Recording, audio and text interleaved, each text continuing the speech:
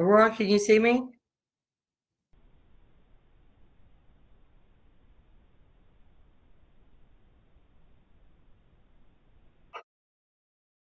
Hello?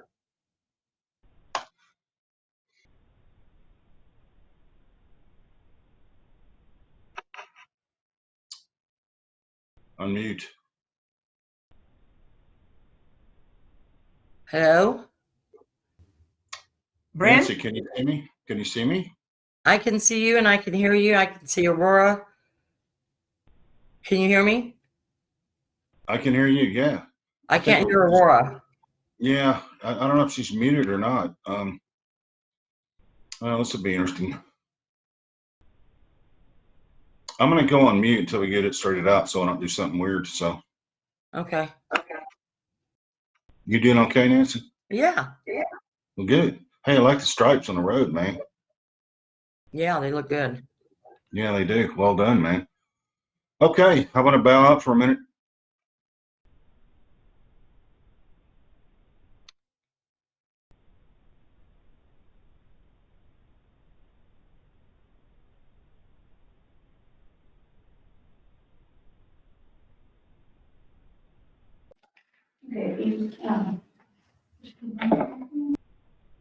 I can't see me though. No? Can you all hear me? I hear you now. Okie dokie. This is Brenton. Can anybody hear me? I can hear you, but I can't see me.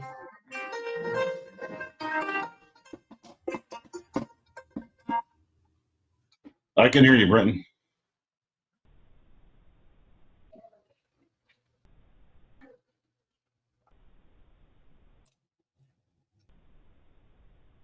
We can see Brenton now.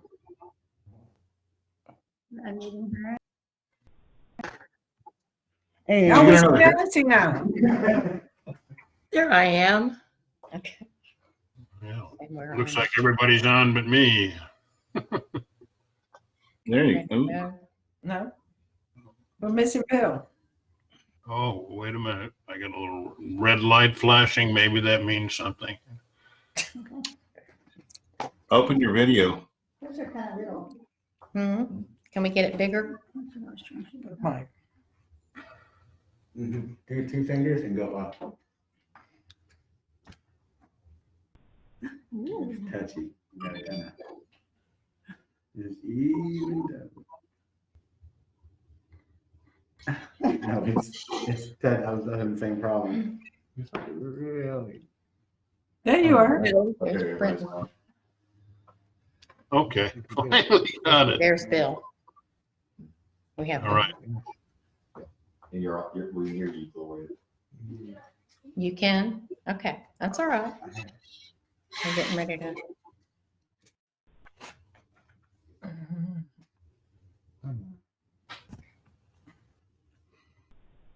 That's all right.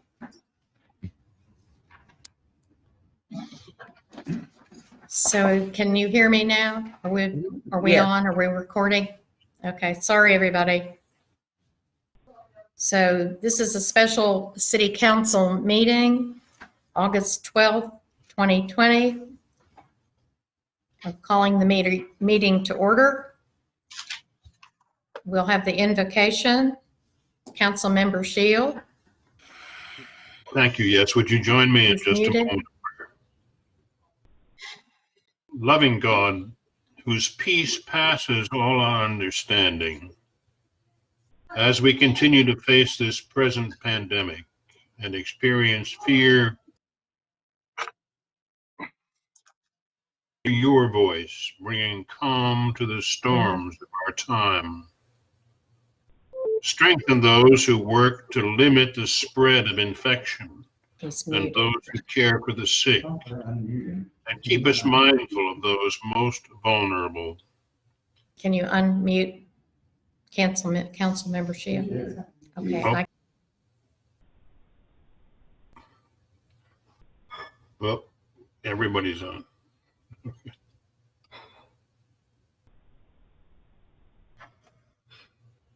Are we open? Mic open? No.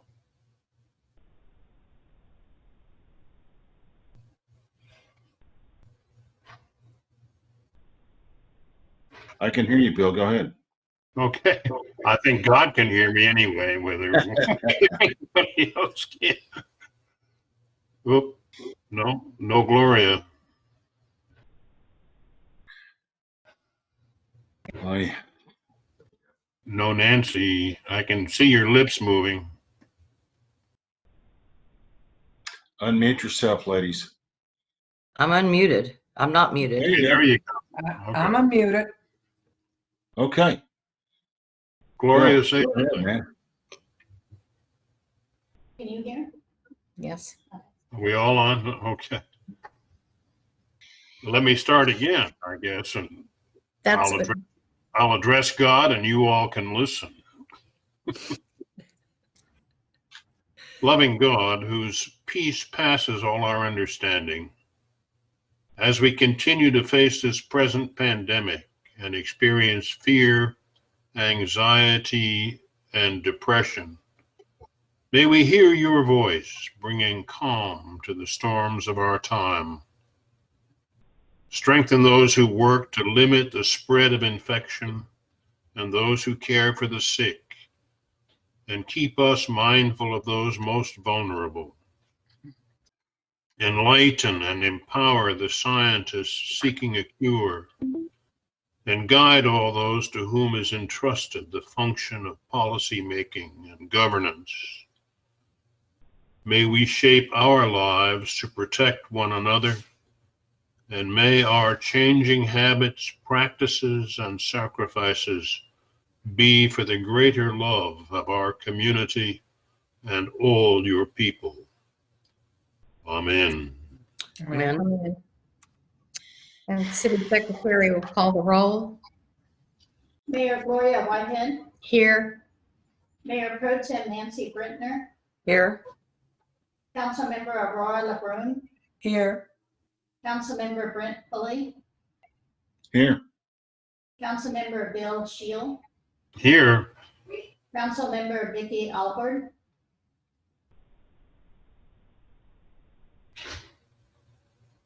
That's Nancy. that we can't hear Miss Albert. Councilmember Alvord, can you speak up or raise your hand here? She's here. Thank you. I'm going to take just a moment and have the city secretary just go over a few of the processes that we would like to try to handle on this video conference and audio teleconference today, just to help out in some of the processing. So, Linda Land. So council members, in this meeting, we're going to mute you unless you raise your hand and wave it in front of the camera. And the mayor can call on you and recognize you so you can speak. Hopefully, that way you won't be speaking on top of each other and everybody will be able to hear each other. So if you're having a discussion and you would like to speak, if you will raise your hand in front of the camera, the mayor will call on you and we will unmute you for you to speak. Councilmember Pulley has a question. Yes, ma'am. Is it going to be noted in the record when people raise their hand to speak, or? It's recorded. It's recorded, yes. Okay. So the video is going to be recorded. If someone raises their hand to speak, then The we'll. recording, yes, the video is recorded and it will show your hand. Okay. Good question. Are there any other questions? well, is it raising your physical hand or is it clicking on the little symbol on the screen? The physical hand would be nice because then the mayor can see it. The physical hand, I don't know if you heard Linda, but the physical hand would be best because not only will it be videoed for the record, but also I'll be able to see that more clearly than trying to notice it on a clicking on the computer. Okay. Nancy, did you have a question? No, I was just raising my hand to show Bill. Oh, good. Yeah.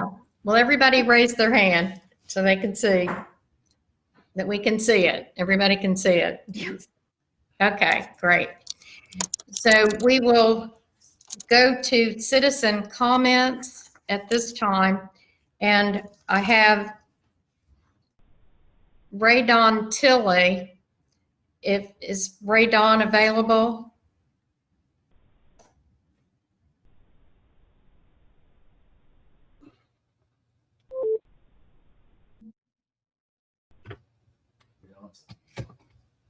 Ray Don, are you available?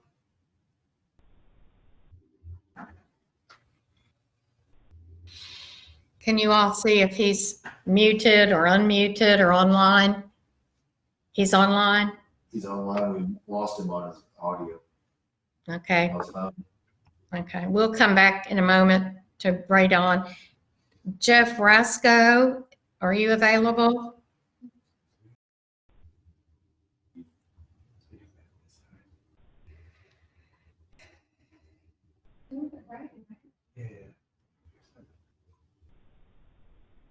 Jeff Rasco? His hands raised.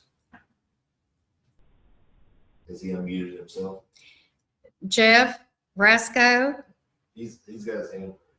your hand is raised, I but think I've been unmuted now. Can you hear me okay? you're unmuted and you have the floor. I would like to ask you a question though, Jeff, real quickly.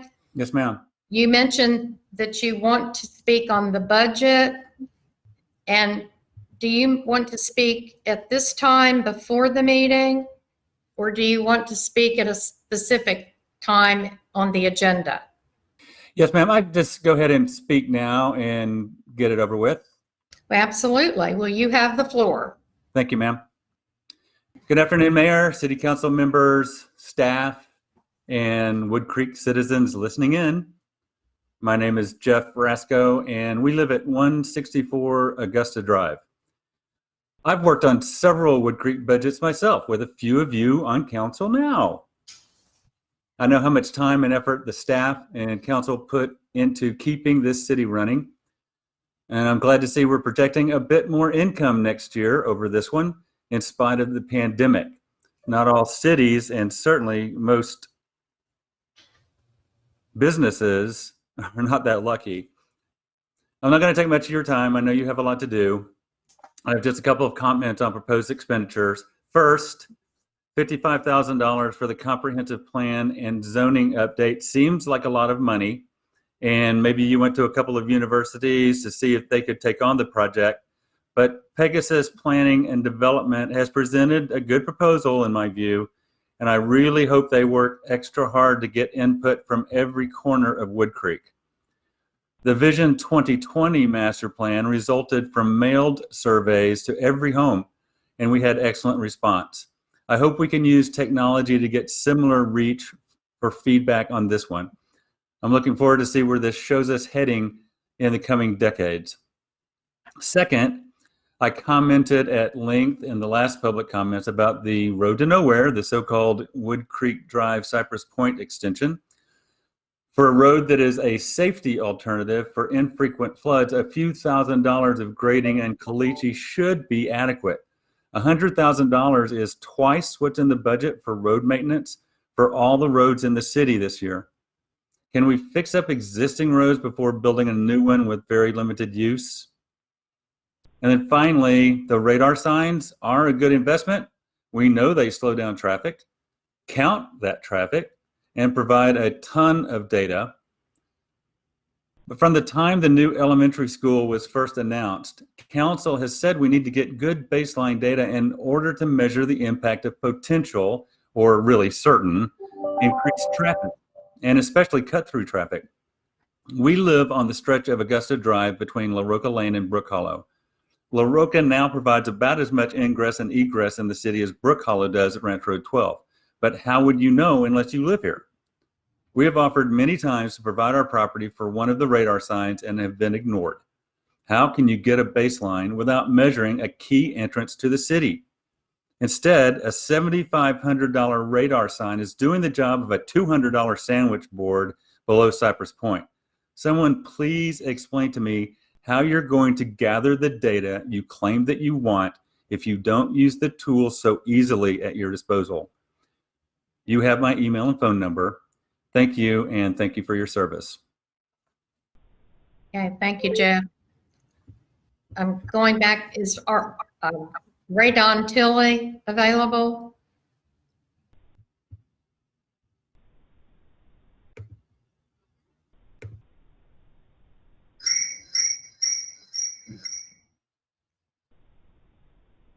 Well, we'll come back to Ray Don again. I'm sure we'll get him on. Jack Bowes, are you available? Is he unmuted? He's unmuted. Can you unmute?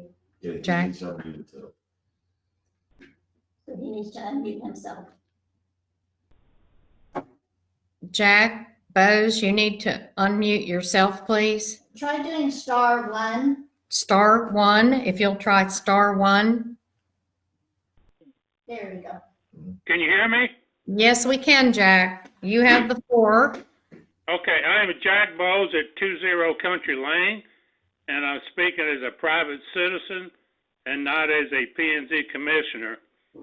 The article by Council Member Aurora in today's Wimley Review newspaper is excellent, as it clearly describes past and ongoing efforts to address road issues such as vehicle traffic and road resurfacing.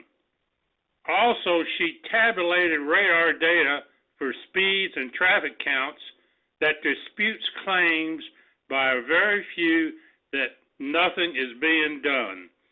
The data shows a very low number of excessive speeds, which cannot be completely eliminated by practical means.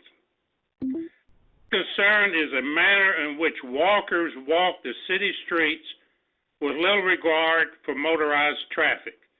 Many walk several feet or more on the pavement, either with traffic or against traffic, forcing vehicles to maneuver around them.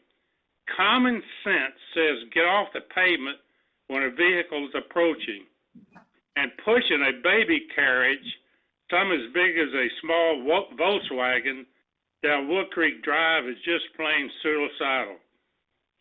Walkers need to be reminded the danger they're exposing themselves to. And finally, the request from Cypress Point residents to complete paving from their back gate to Doolittle Street makes good sense, because it keeps them from being marooned due to flooding and eventuality of the private road portion of Woodcreek Drive becomes impassable due to the lack of maintenance. These are our citizens of our city, and they deserve a good pathway out of their enclave. And that's all I've got, because I'm going to go have happy hour. Well, thank you, Jack, and that sounds like a good idea. We'll have to wait a while. Thanks. Hey, Brenton, Mayor, I think Ray Don's back on the line. He got kicked off, so. Okay, well, we'll put him on now. Ray Don Tilley, is he unmuted? He needs to unmute You need to himself. unmute yourself, please, Ray Don.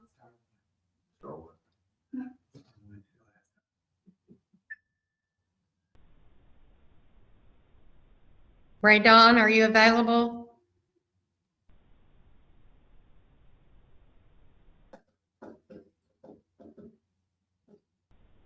Oh, wait, maybe he did it on this one. Okay. Hello, can you hear me? Yeah. Yes. There you go. Okay. Okay. You were signed in on 2 different devices. We were meeting the wrong one. Okay, Ray Don, may I ask you All right. a quick question? Go ahead. Yes, so you have requested to speak on number 7, on the budget hearing, and number 8 on the tax rate. Also, items 13 and 14 on the regular agenda. Do you want to speak now on any of these items? Do you want to speak now? Or do you want to come back? I apologize. I had hoped to do it before each item, but I tell you what, if it's okay with y'all, it would run, doing it all at once will run over 3 minutes, but I think in the interest of technology, it might be best to just do all of them at once, if that's all right. Absolutely, whichever you prefer. I just wanted to be Sure. certain that we clarified that before you started. Sure. I think for everyone's sake, let me just go ahead and run through them all. I apologize. It'll be long doing it this way, but I'll be efficient. On the budget, thank you for your budget third draft. The document shows progress. Of course, as with any work in progress, there remain questions, which I hope you will address for the sake of all citizens. Whose taxes are being spent? 6,021, general, $30,000. On a budget this size, a line item general category deserves further explanation and probably breakout into more descriptive detail. It could be anything in general.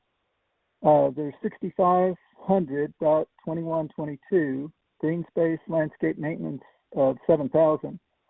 A year ago, these were 30,000. Now they're proposed to be just 7,000. Please at least return to this year's $10,000 budget and allow the Parks and Recreation Board to recommend how best to use it.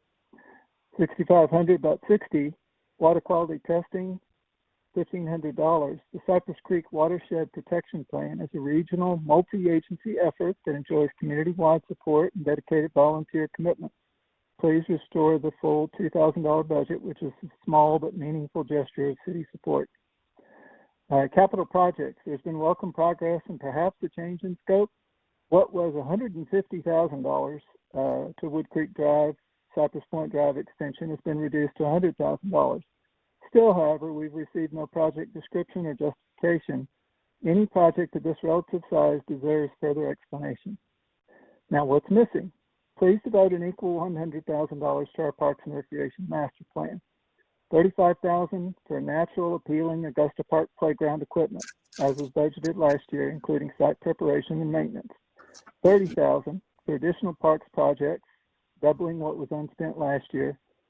Then, because our city's 300 children and their families deserve more. $35,000 would go for trails, healthier, safer citizens, and to answer complaints about pedestrians and cyclists. Easements exist to keep them off the golf course and also off the streets. Yesterday, Hays County approved a $75 million bond election for parks and open spaces to send to voters this fall. My request today is but a decimal point compared to that.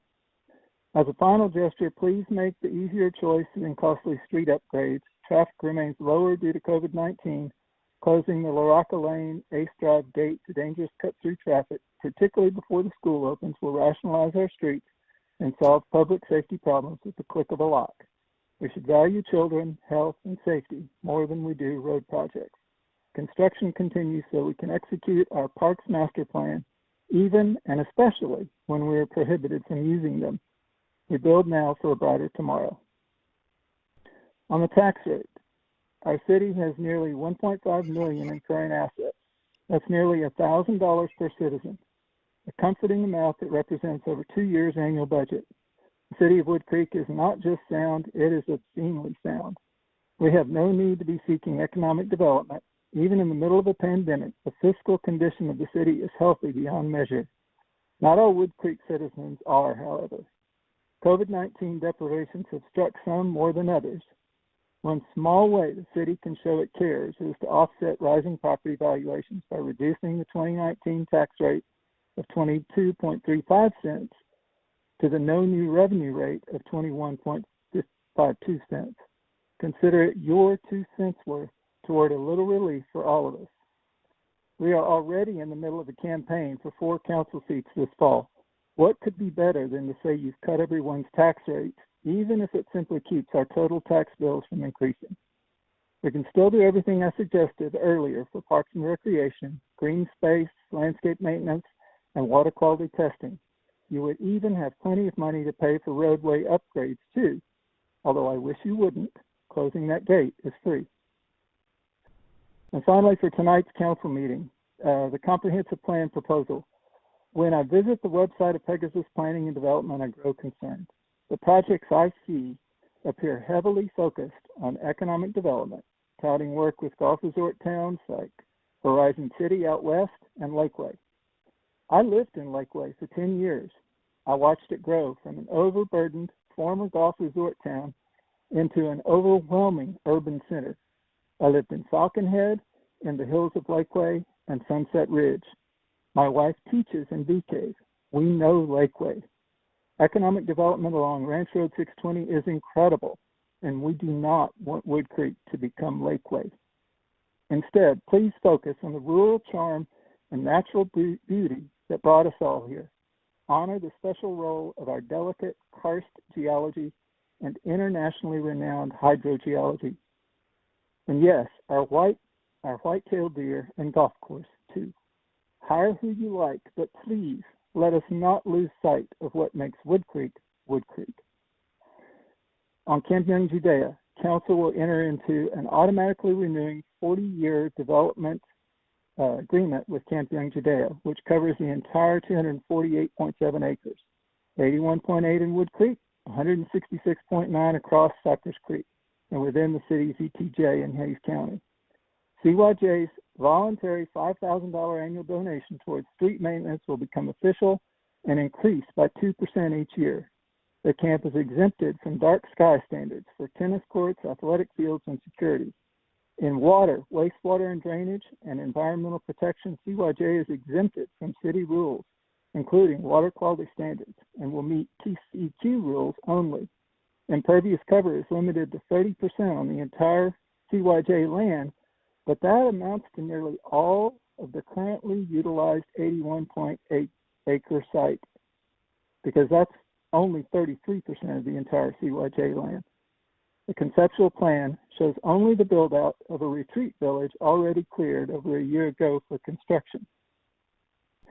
With all that taken into account, I have to say the camp has been a good steward of its special site for far longer than Woodcreek has existed in any form.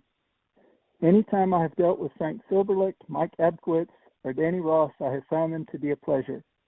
I believe in youth camps. They played a central role in my children's lives. I urge you to approve this development agreement and secure a long future in Woodcreek. Finally, on your next agenda, please provide a welcoming procedure and instructions for public comments. Requiring the public to register by email more than a day in advance hinders public input. Thank you. All righty. And I don't have any other items that are for public comment at this time. So we'll move on. My hand's in the air. Can you hear me? Have you unmuted? Yeah, I am. Yes, I'm unmuted. Can you hear me? Yes. Okay, good. I would like to. Wait, are you asking to be recognized? Yes. Okay, and for what purpose? Let me see. I want to, I guess, request an agenda item in response to public comment by Jack Hughes. I'd like an agenda item next meeting to talk about, if there's too many people walking on the streets, if there's too many people pushing babies on the streets, too many people with pets on the streets, how do we deal with the issue of how we're going to deal with people utilizing our streets in this area? I think Jack's raised a legitimate question, and we ought to talk about it. And I'm asking for an agenda item, how we deal with that going forward in response to his discussion. We'll take that into consideration. Thank you. So Okay, but it's set record, my request, correct? We're going to move forward on the agenda. I have looked at this and we think that what we're going to do here is go to the regular agenda, item 14, before we go into the budget workshop and the other budget and tax issues. We do, the public hearing was set for 5:45. Oh. It's 5:45. Okay, so we'll wait then. Okay, so we're going to go out of the regular meeting, and we will now go to the,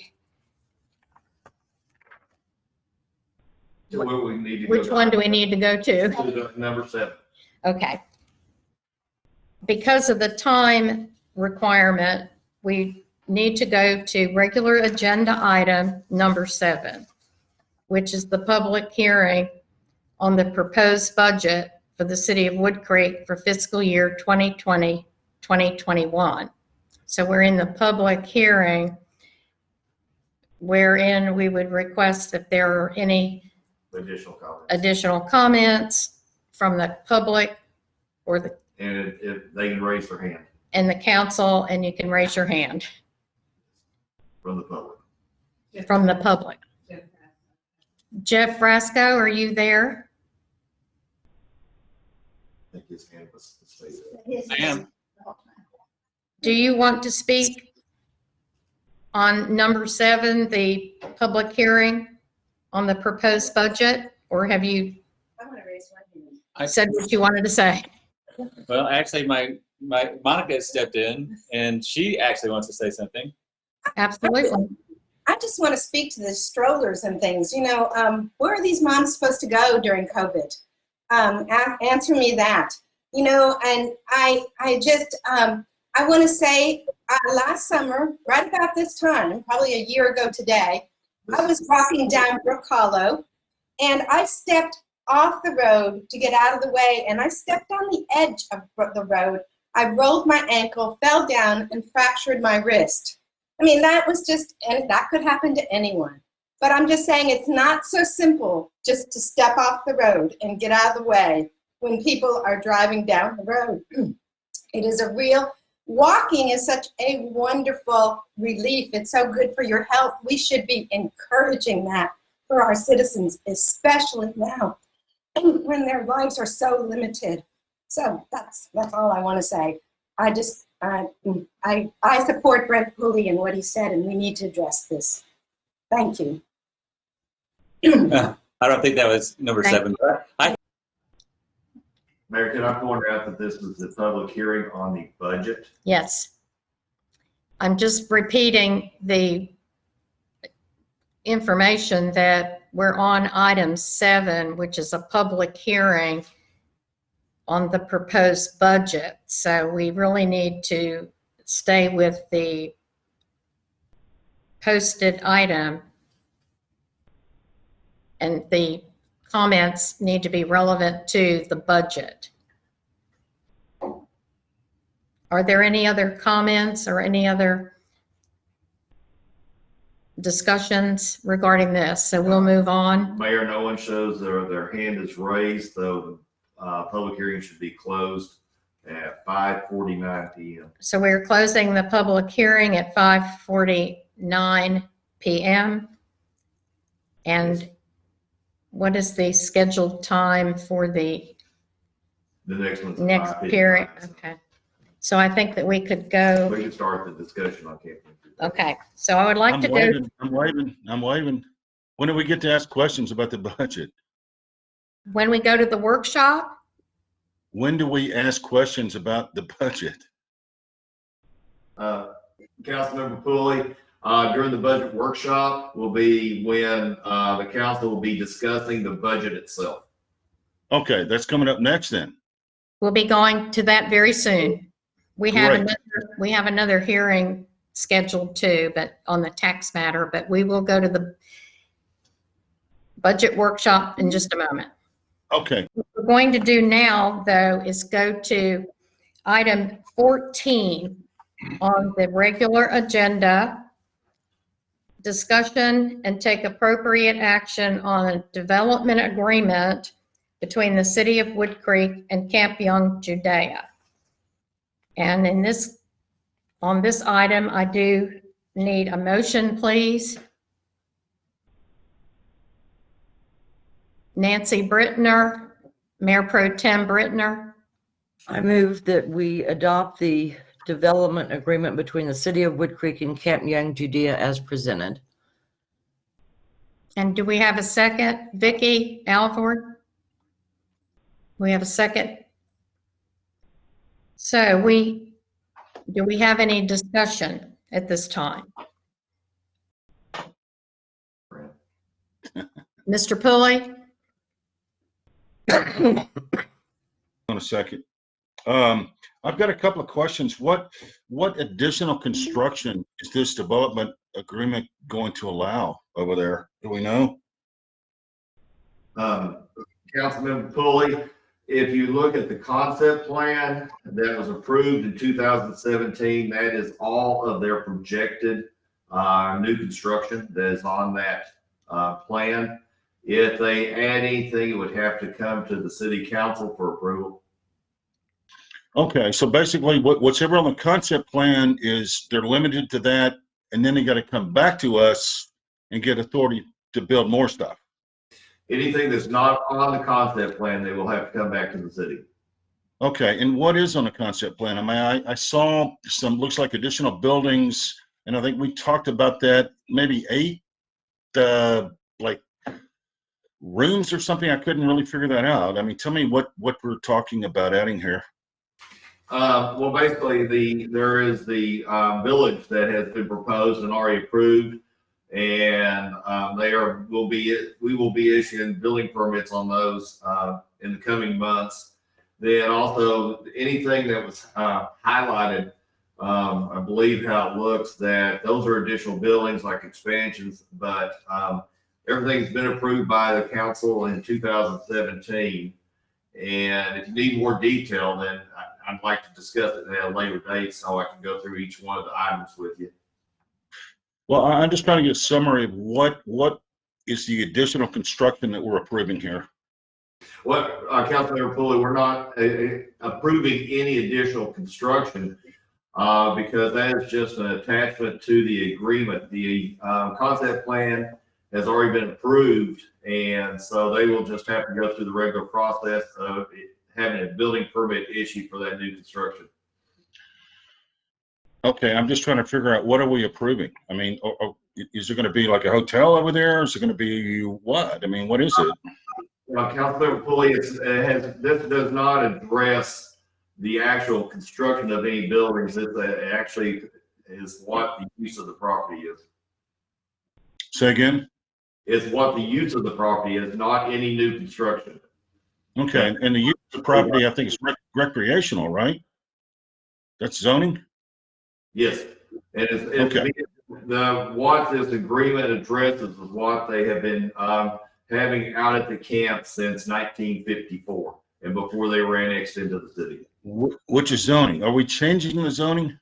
No. Okay. Have we any idea if this is going to impact traffic through the neighborhood? They have the ability right now to serve up to 600 people at the camp for events. And then they would have to come back to the city for anything that would be over that amount.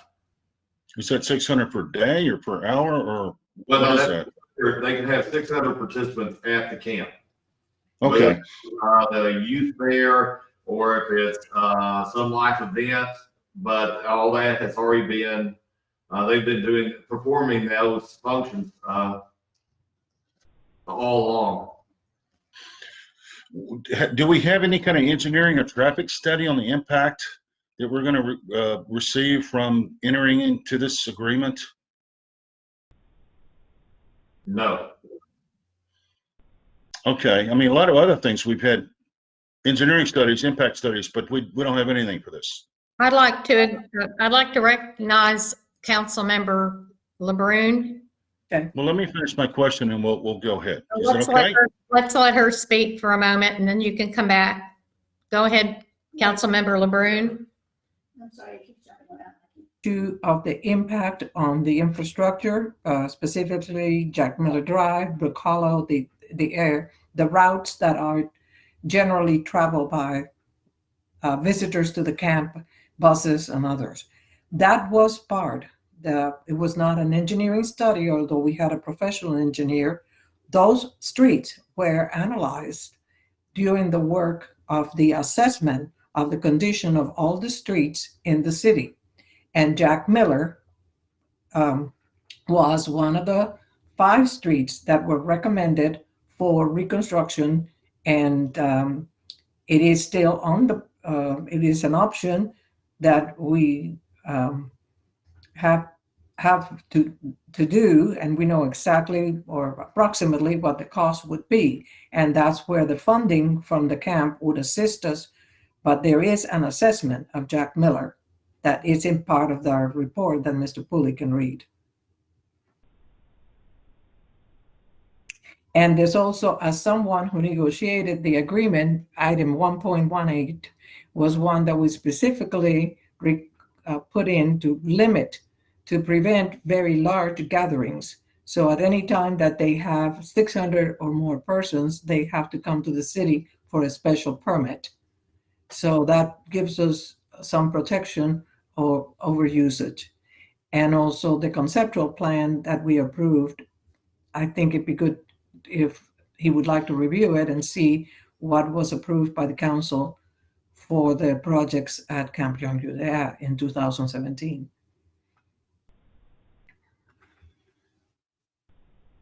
Question?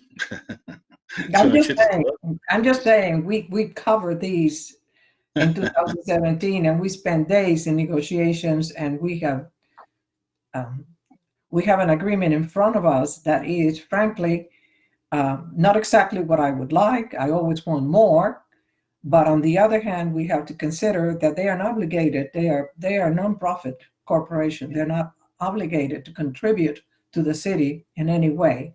If this were a church or a school, we wouldn't have this type of agreement.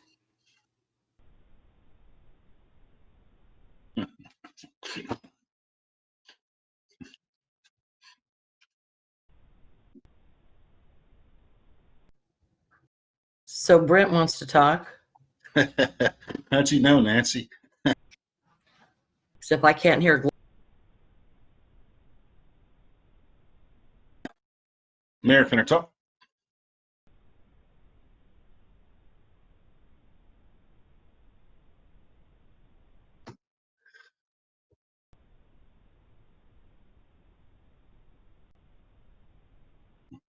Can I talk? Can I talk? What? In a moment, please. What? Okay. What? Should we go ahead and go into public hearing? I can do Can we what? come back to the discussion? Yeah, you can come back to the discussion, that's fine. Yeah, let's go ahead and do Okay, that. so what we're going to do, Councilmember Pulley, we will come back to your question where we left off here. We do have a motion and we have a second and we're in discussion.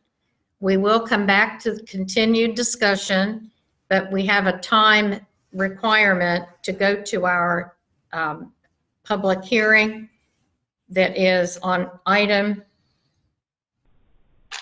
which item 8. Item 8, the public hearing for 5:55 p.m. on the proposed tax rate for the city of Woodcreek. Okay, you're not going to forget me, right? Oh, absolutely not. We'll be back for exactly where we left off here on this agenda item. I'm sure the others have questions as well. So we're calling the public hearing on the proposed tax rate at, what time is it? 5:55 p.m. And I ask if there are any public comments, anyone who would like to make comments at this time.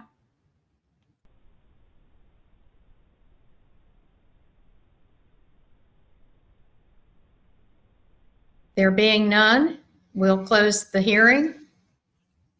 And it is 6 o'clock. And we will go back to item 14, where we are discussing the motion on the Camp Young Judea agreement. And Councilmember Pulley, you have the floor. Thank you, Madam Mayor. I guess a few questions. When we do things like this, we've always been told we need a engineering study, an impact study. Well, I talked about trying to put a stop sign up, and it became an issue of we don't have an engineering study. So where's an engineering review of what this agreement, the impact it would have on our community? How much traffic is it going to bring to us? How much more noise is it going to bring to us? I am a complete supporter of Camp Young Judea. I really want to work with them, but I do not want to harm our community either. What I'm concerned about is their basic information points that I don't see here. I'm recognizing Councilmember Shield, whose hand is up.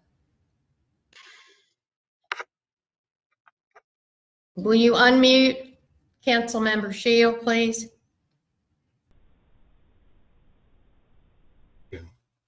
Brent, we've been working on this for 2 years, and essentially it governs what they have been doing out there for 50 years, 60 years. And questions have been raised by our citizens over time about, oh, they're changing what they're doing, or they're changing their purpose. And this was an effort to identify what that is and be clear about what activities are permitted.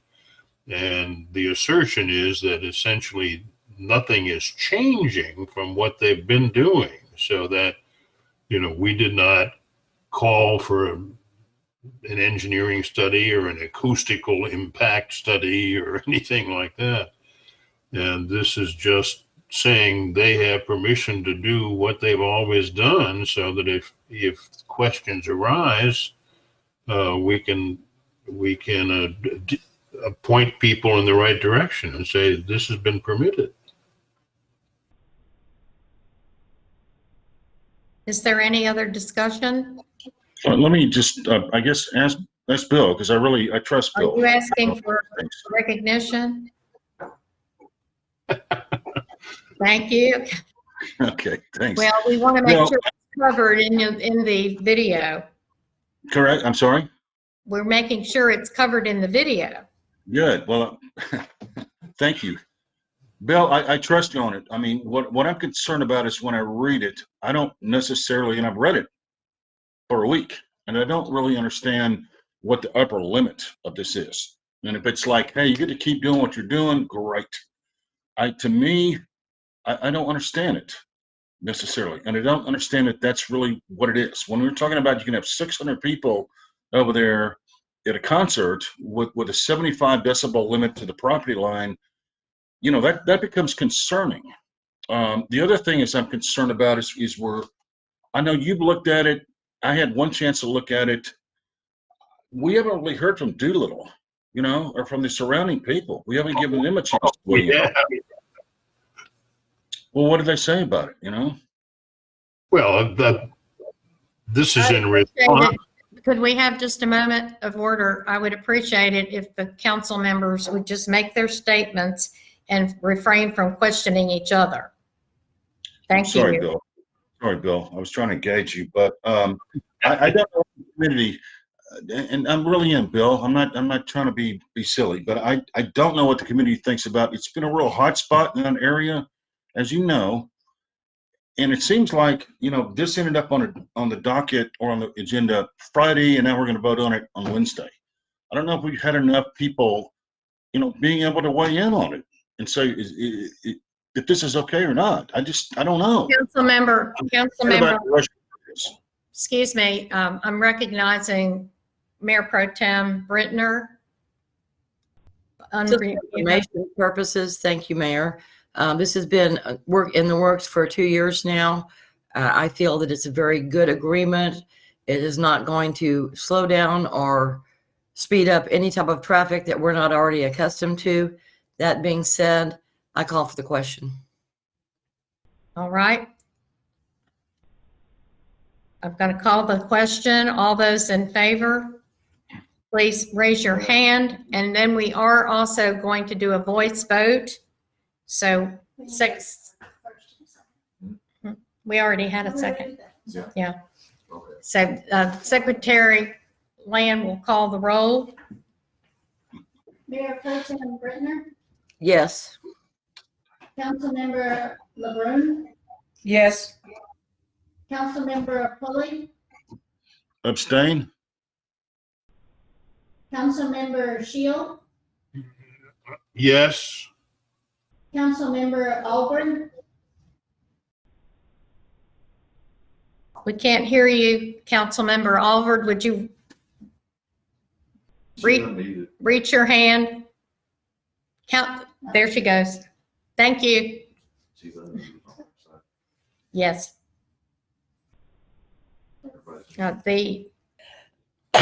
Everyone call? yes, so we have 4 ayes and 1 abstention. Okay. So the motion carries. And we will move on. Should we do the budget workshop or do you want to do the consent agenda? Yes.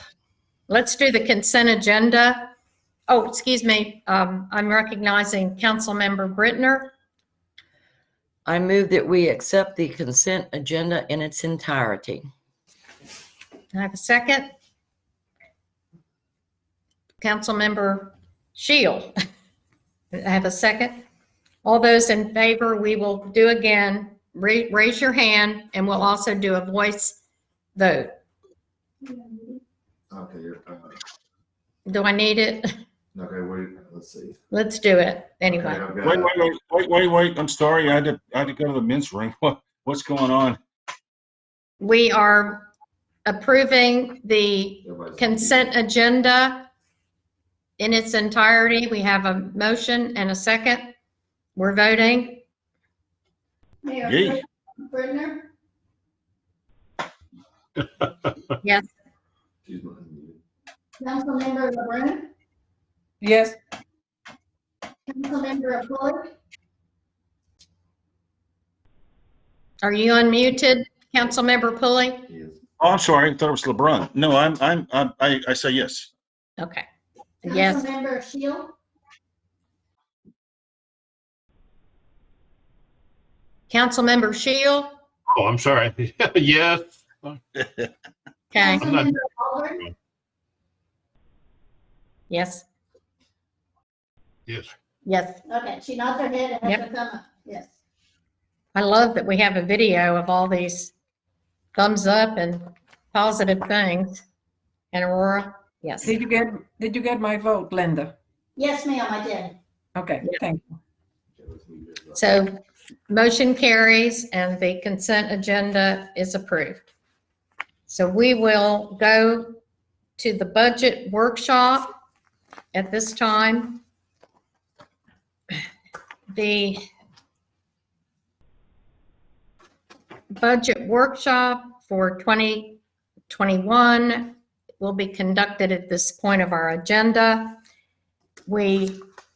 I just have a couple of quick comments that the budget itself in this workshop is really for the purposes of receiving information and sharing information and discussing the budget items that you have before you this will be the third reading or third meeting on the budget items.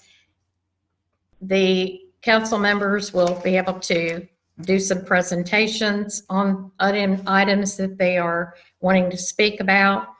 And all of this will be for preparation for public hearings that will be done later, of course. And also, budget items in this city are so relevant to roads, traffic, enforcement, infrastructure, and planning for the financing to accomplish these objectives. We also, of course, look at all of the income issues and taxation issues. So I'd like to highlight today for discussion purposes, as Brenton is going to go through the items, and there are a certain block of items in the budget that are related to the roads, the traffic, the infrastructure, the repairs, the enforcement, the various issues that citizens and council members have all brought to my attention that are very high priority items for going forward. But they've also been very high priority items over the past several years and have been worked on, have been identified, have researched. And so we have not only the past work, but also the future work that is planned as well. So I do want to turn it over to Brenton to talk about the tax aspects. And are you trying to talk to me, Aurora, or are you fixing your screen? Okay, I'm going to be coming back to you soon. So what I'd like to do is when Brenton finishes with his tax issues and brings those all to your attention for decision making, I'd also like to then reach out to each council member, and especially I know that Aurora, Council Member LeBrun, would like to do a presentation and do some information to provide us. And also we'll hear from the Mayor's Advisory Road and Traffic Group that have been meeting about future items, and with Aurora's input and hopefully her hand in helping with that as we go forward in the future plans. Councilmember Brittner. Can I ask a question of Mr. Lewis before he gets into the taxes and the discussion on traffic? Because Absolutely. I know Absolutely. on 6,021 general, what did we generally spend money on? That 6,021 is the general attorney fees.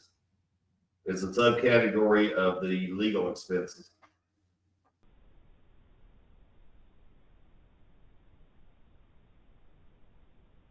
If you look at 6,020. I'm looking at it. I'm trying to Yeah. cipher here. And then we also have budgeted the 22,000 under 6,025 for special cases. Can we not just put it together and have legal expenses and then it broken down to where it makes more sense? I don't know. I yield to 52,000 under legal expenses and break it down. Councilmember LeBrun. I thought that when we did the budget in the last cycle, we made the decision to break down legal expenses from our general, because we have both the general legal expenses from the city attorney, and then we also have special expenses. And I thought this was the purpose of the subcategories. Am I correct, Brenton? Yes, it is. And even more specific in this time is that this is the time that we have to work on the franchise agreement with Aqua Texas, and that is going to require legal counsel outside of the city attorney. So before we had all legal expenses in one category, and it was hard to tell what was what. And this is the reason why we agreed last year, I thought we were going to break it down. Yes. That's a yes. He will take care of that.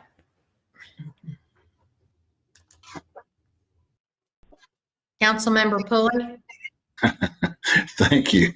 I feel like I'm back in school, man. But yeah, I was going to answer. We're trying to be certain that everyone gets heard and that it gets recorded.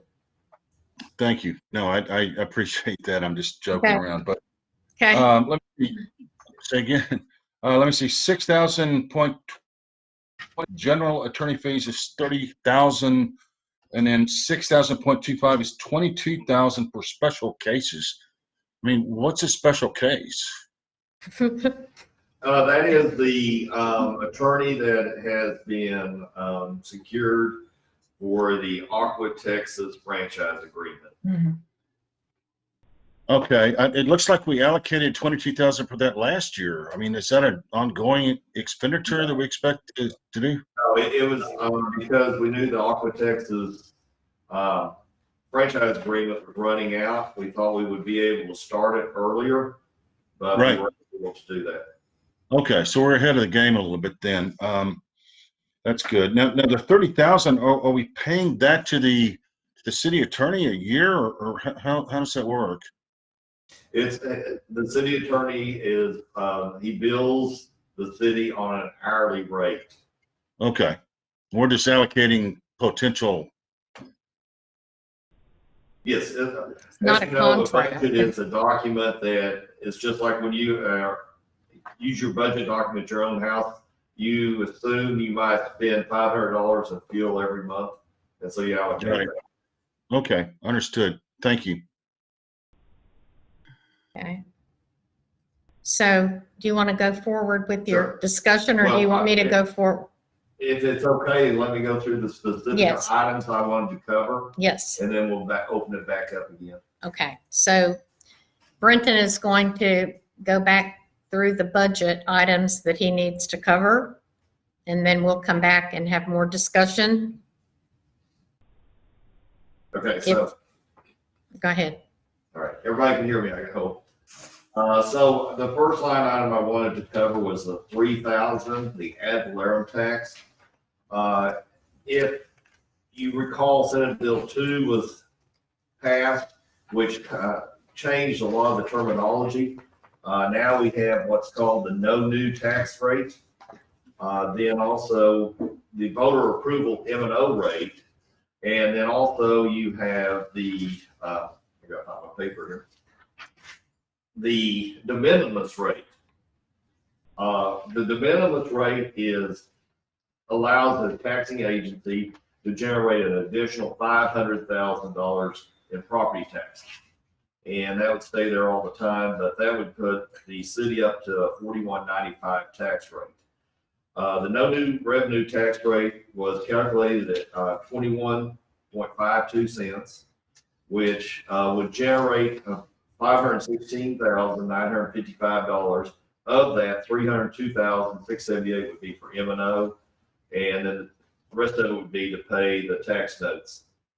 The voter approval M&O rate is either it could be at 3.5, or if directed by the governing body, that it can be calculated at the 8% since we are in the middle of a disaster. What has been shown to be estimated for that valorem tax, and also what I asked the tax assessor and collector to calculate, was the 8% for the voter approval M&O rate, which is $22.31.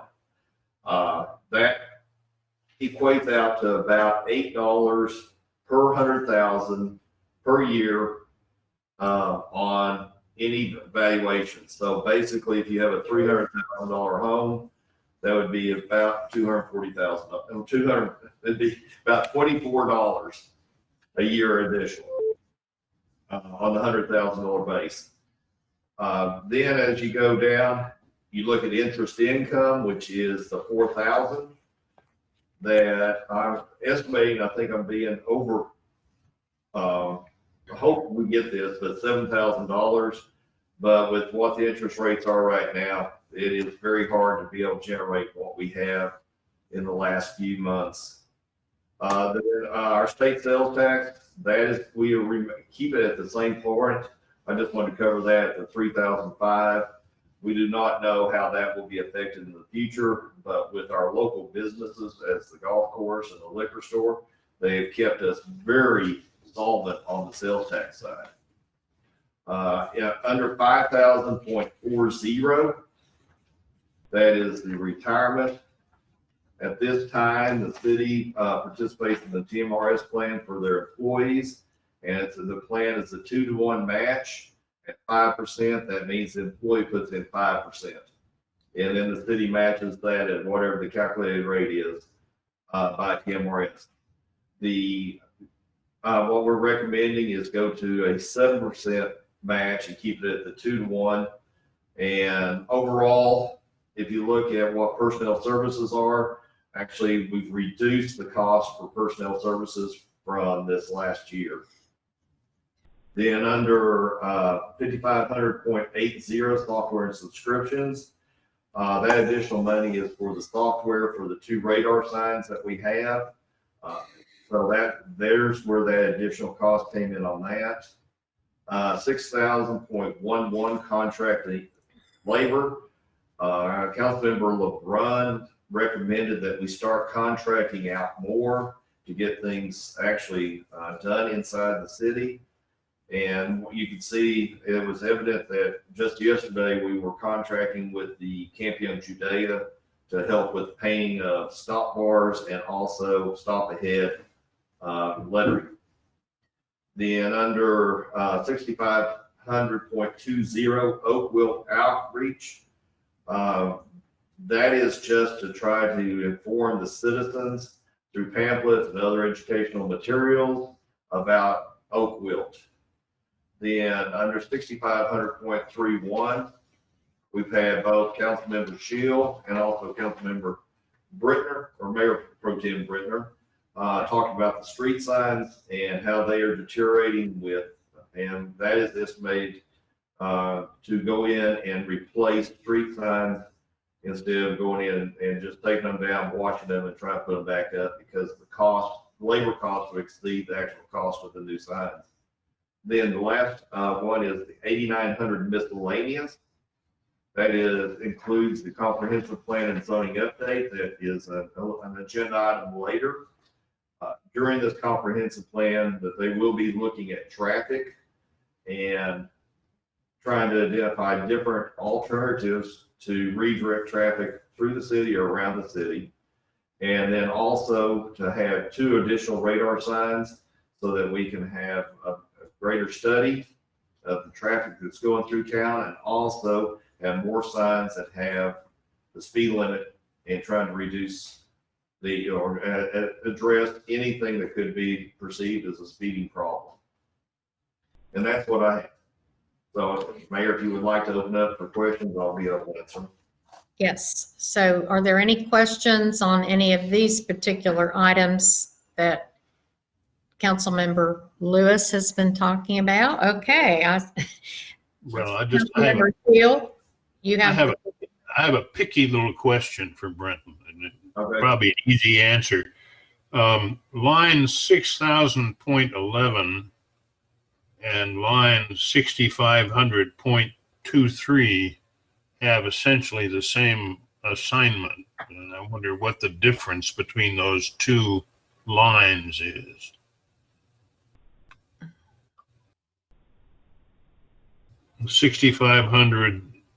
Yeah, 6500.23 and 6000.11. That depends on the services that are being provided to us. 6,000 is professional services, and the 6,500 is area care and maintenance. So it's just what service they would be providing.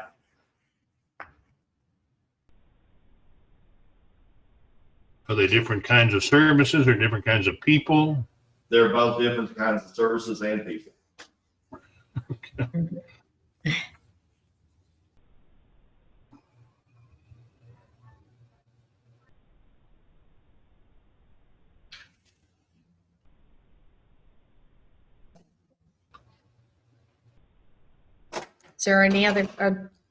Is there another question at this point? Councilmember Pulley? Just a question I have. Can you hear me? Yes. There's a reconciliation on the capital projects. It's on the bottom of, looks like the whole spreadsheet. And there's a mention of in large cancel chambers, $100,000. What are we doing? Are we gonna make a bigger council chamber, or what's going on? Because I haven't heard about that. This item has been placed in or discussed in several of the budgets.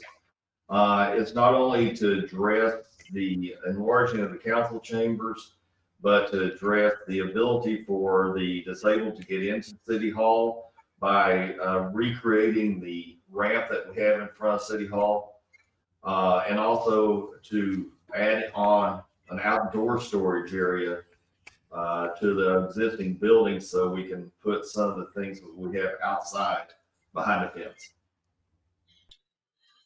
Yeah, I mean, I agree with a lot of that, but it's $100,000 commitment. I mean, have we been able to vote on what we're doing, or is it just going to be part of the budget and maybe it just happens? On this type of a project, the council would have to approve of any expansions on City Hall.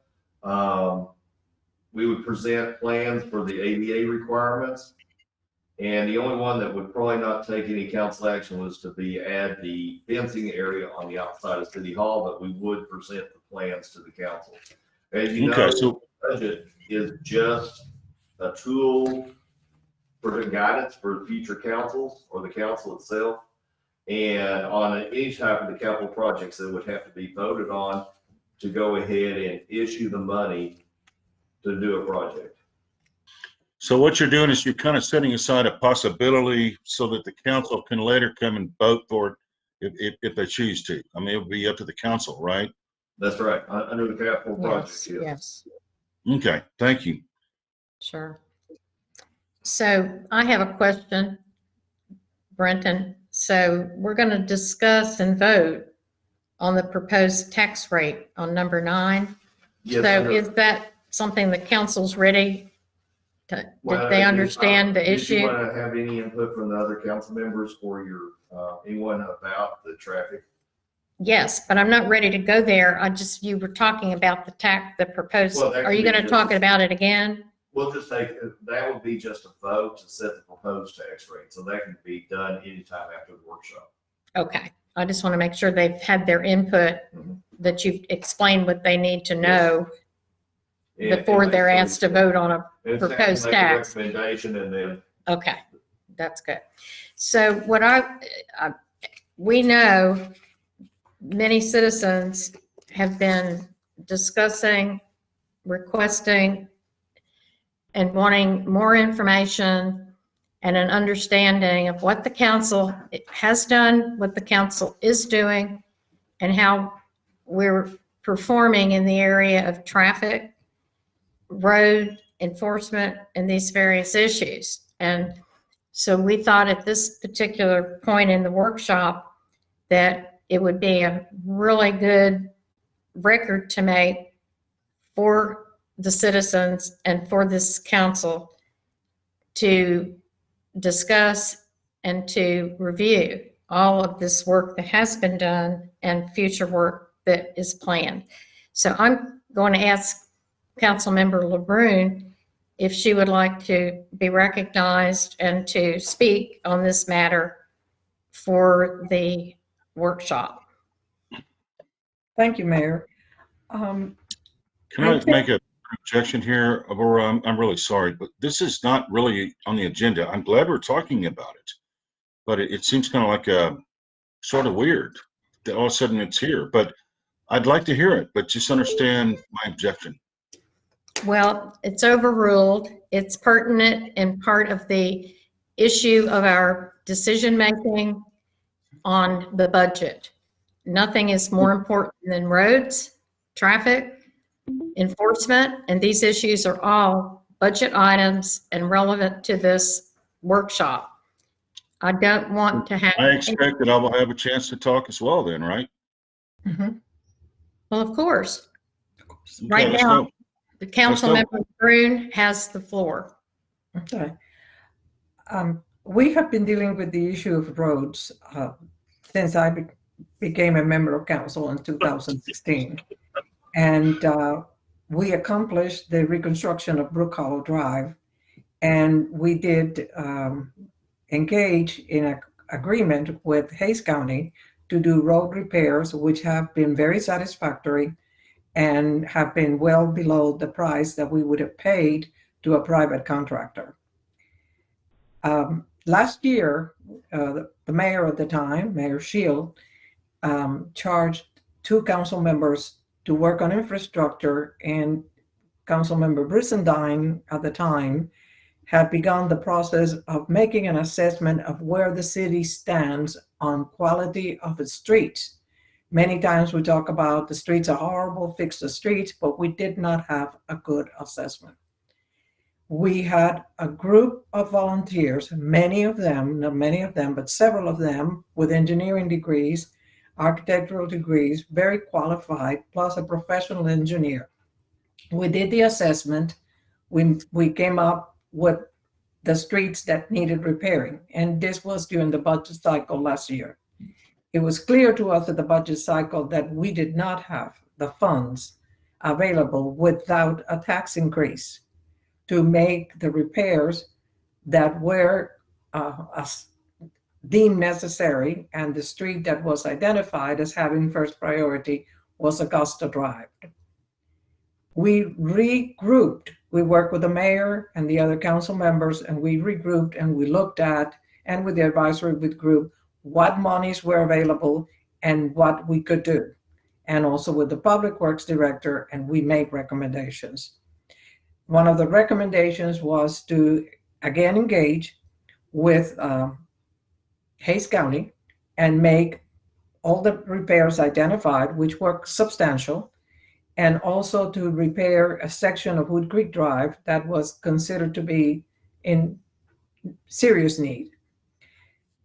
Plans were done, budget money was allocated. COVID-19, the county's not available to do the work for us, so we put these on hold, waiting for things to change.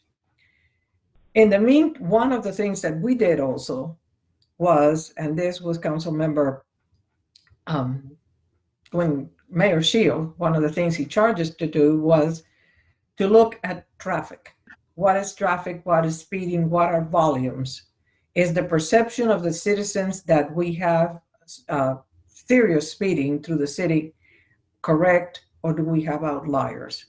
We agreed on the purchase of the movable radar signs because, frankly, the traffic reports that we were receiving from the county were insufficient, and sometimes we didn't get any from the quarter.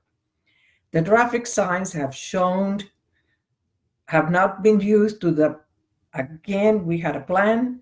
The plan was to move the signs throughout the city on an orderly basis, and we work with citizens and we work with council members and staff to designate locations that were considered to be speed problems. We did a little bit, and there's a lot of data, and then we were faced with the issue of having to use the sign for health advisories, and we put the project on hold.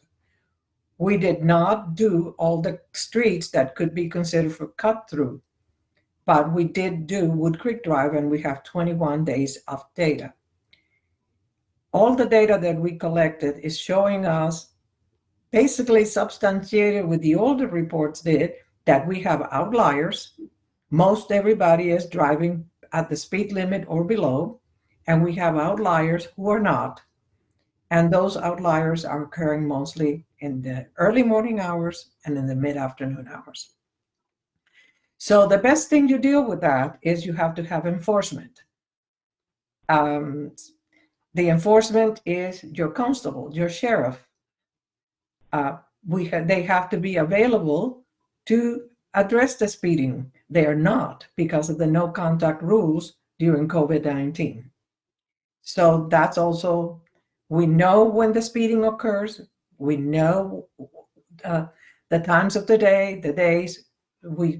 Our plans are on hold. We have 21 days of consecutive data on Woodcreek Drive. That's the most extensive data that we have. And it was also a very busy. We had, in the 21 days, there were 23,000 vehicles that were captured. And we found that the majority of them, more than half, were traveling between 21 and 25 miles per hour. Now, is this normal traffic? Will Blue Hole Elementary affect cut through? We don't know. And the reason we don't know is because we had made a decision, and this was discussed with the prior council and with the prior mayor and with the current mayor, that we would need to collect the data before the school opened and after the school opened, and then make a comparison and working with some professionals other than ourselves.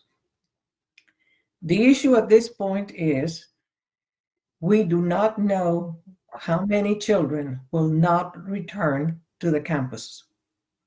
The school district is going to be offering long distance learning, and some parents are also opting for tutors or in-home homeschooling because of COVID-19 concerns.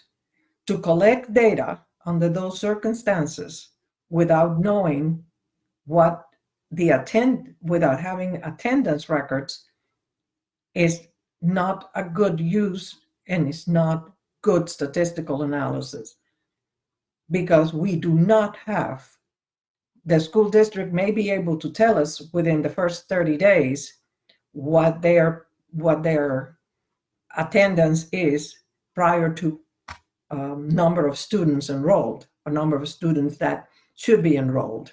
And those, I know from having been on the school board, that data is accessible and it's reliable. So here we are. We have good plans. Are we frustrated? We all are. I am. I thought we would be farther along. But that doesn't mean that we're not doing anything, that we're ignoring what the people are saying.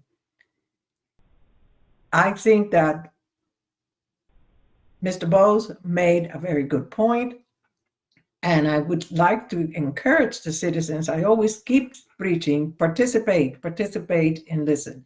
We had a virtual conference that the mayor hosted on safety, where we addressed pedestrians, bicycles.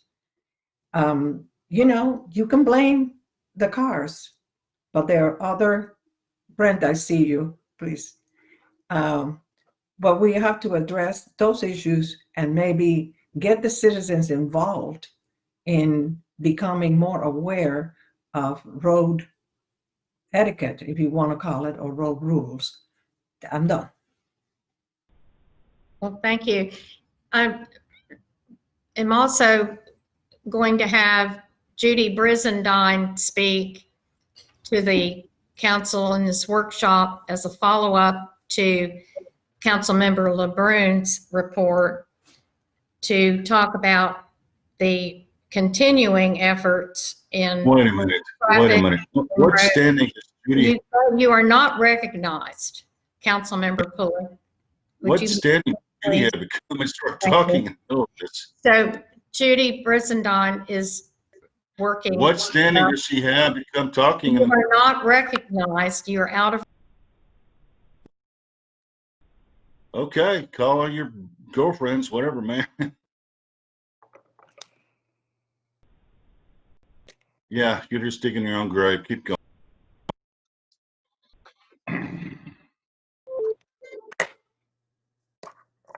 Can you hear me? Can you hear me? I can hear you. Okay. I'm unmuted. I can hear you. Jax, what the hell's going on, man? Okay. Thank you, Mayor. Thank you, Council. I am Judy Brizendine, and I was appointed after the mayor was elected to put together a continuation of the Streets Traffic Advisory Group. And I would like to tag off of what Aurora said. We worked together for a long time on this. I worked 14 months before I started working with Aurora under John Epley on that Roads and Streets Committee. I was part of the Brook Hollow project, and the mayor appointed citizens, some of which worked with Aurora, to be on this group. And that group is myself, Jack Bowes, Lydia Johns, Bill Tomlinson, and John Epley. We have been meeting on a regular basis throughout all of this, either social distancing or in person. And we would like to give you a synopsis of what we have concluded, if you will indulge me. The Streets Traffic Advisory Group met for 2 hours on August the 10th to review the traffic counts and discuss the intended Woodcreek Drive repairs approved by council February 12th, and the Cypress Point egress on Doolittle Council discussed on July the 8th. The following is an update and our recommendations. 1, Woodcreek Drive construction by the county is scheduled to begin in October. Per Councilman Pulley's concerns, we are recommending closing the west end of Woodcreek Drive for the duration of this project to eliminate cut-through traffic and allow for the repairs to be done more quickly.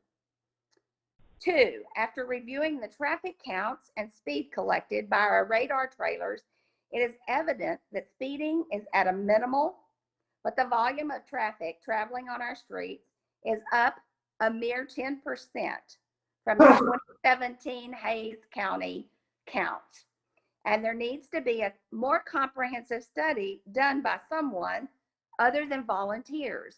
The data is immense. We've tried to go through it. We've looked at it.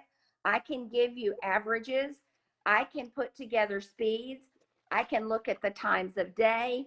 But when you start talking about a comprehensive plan for mitigating traffic in our city, short of making us basically dead-end streets, we cannot have much control over the number of cars that come through our city.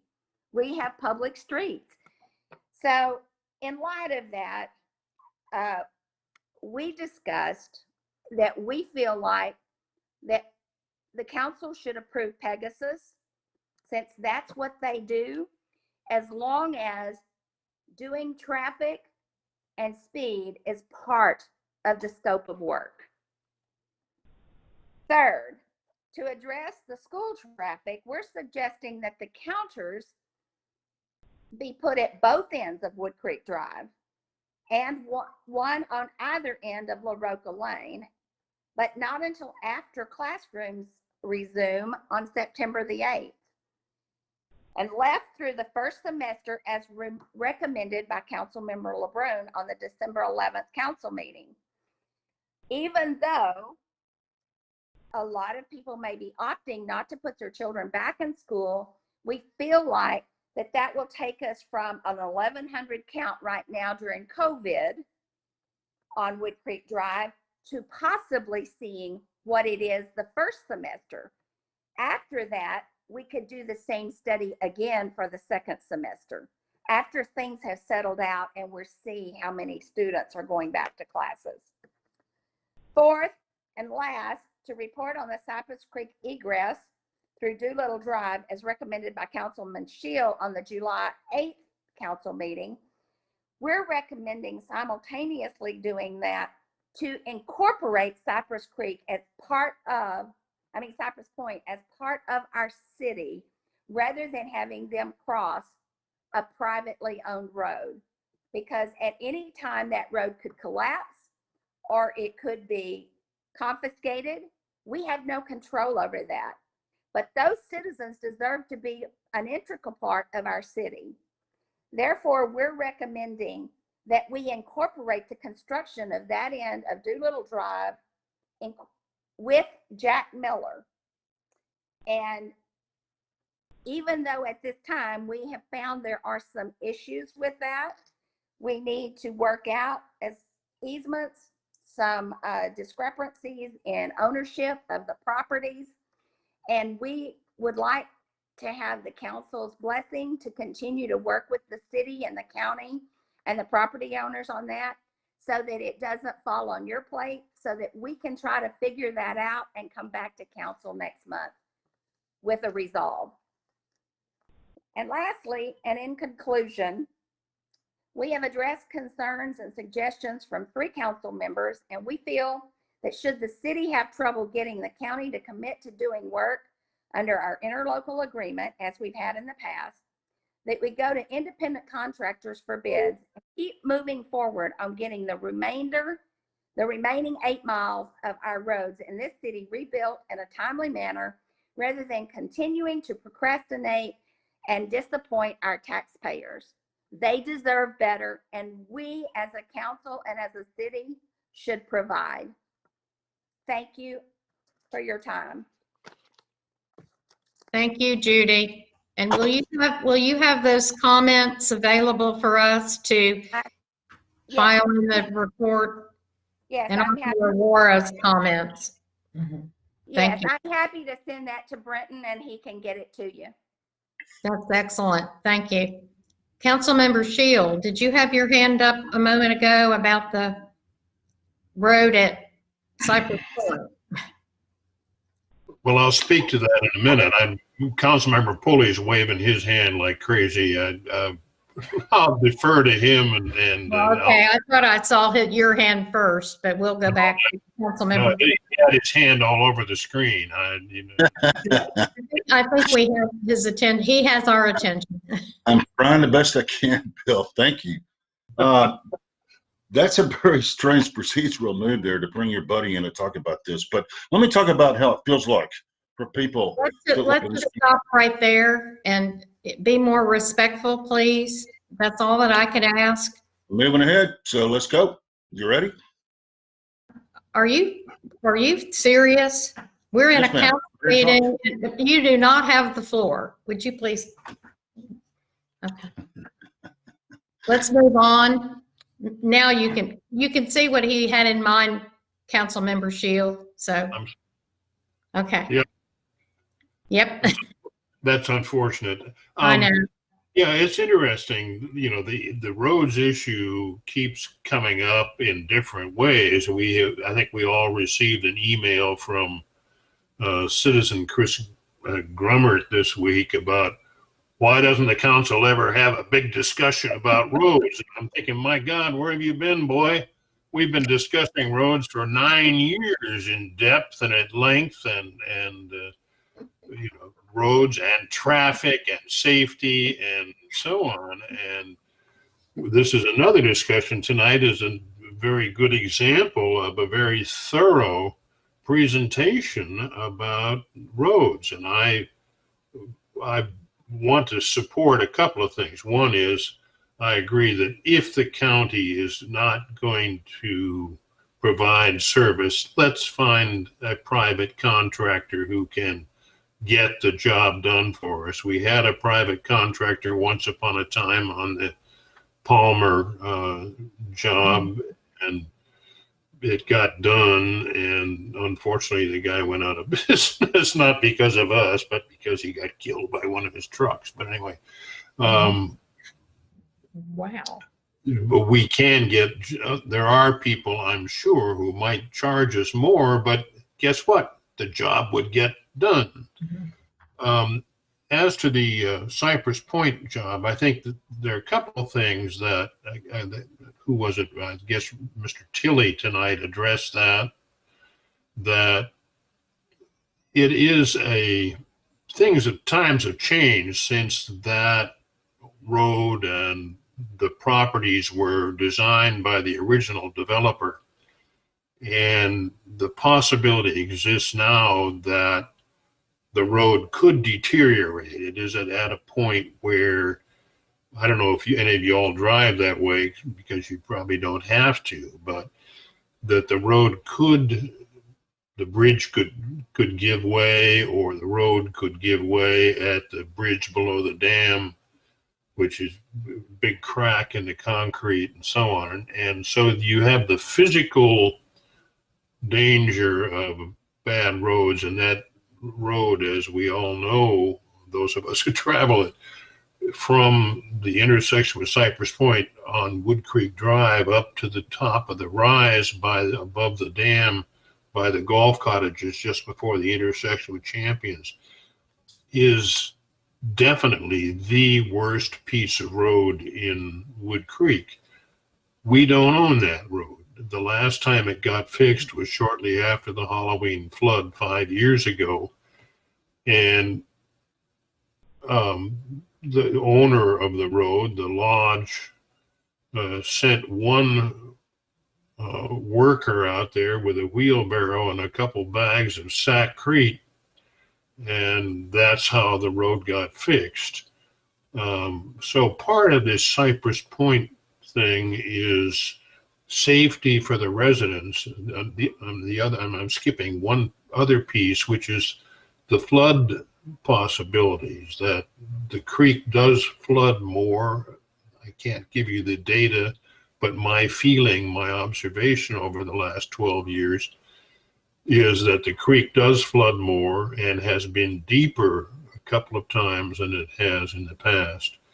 So that makes it impassable for Cypress Point residents. There are 57 homes in Cypress Point. That's more homes, or as many homes as are on Brook Hollow. So that's 57 people who could be marooned, if you will, kept from getting to the pharmacy, the grocery store, or who could perhaps not receive emergency service from an ambulance. So the opening of the gate at the east end of Cypress Point and the paving of that area would give Cypress Point people a guaranteed exit over city owned and maintained roads rather than privately owned and maintained roads. So I think it's a great project. I'm glad the Roads Committee came up with it. I support it.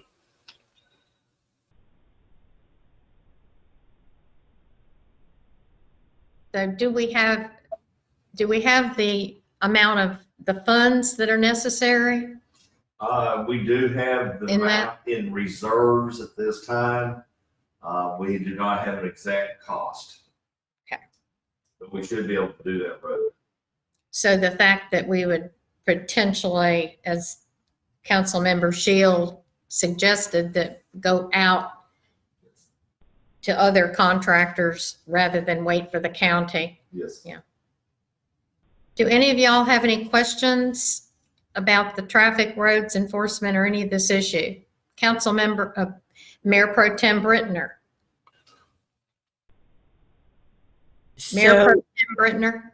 I had to unmute me. Under Yes. capital projects, you've got the $100,000 for Woodcreek Drive and Cypress Point Extension, which clearly isn't enough. We know that. No. Would some of that other $100, would that only $100,000 would only be for the city hall, or would we use some of that, or just get it from reserves when we need it? It would be coming from reserves when we need it.